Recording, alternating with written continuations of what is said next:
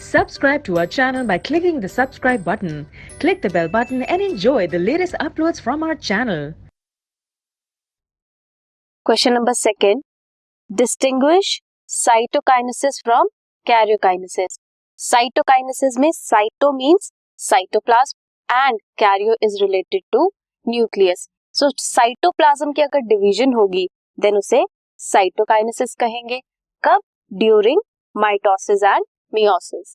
And if nuclear division होगी then उसे karyokinesis कहेंगे ड्यूरिंग माइटोसिस एंड मेयोसिस.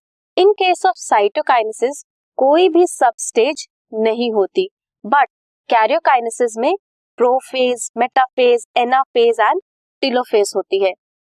कब कैसे होती है, ये कब प्रेजेंट होती है?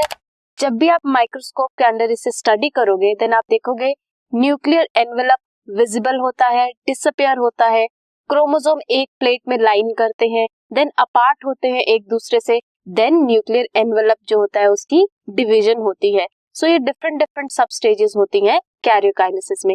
ये था difference between cytokinesis and karyokinesis.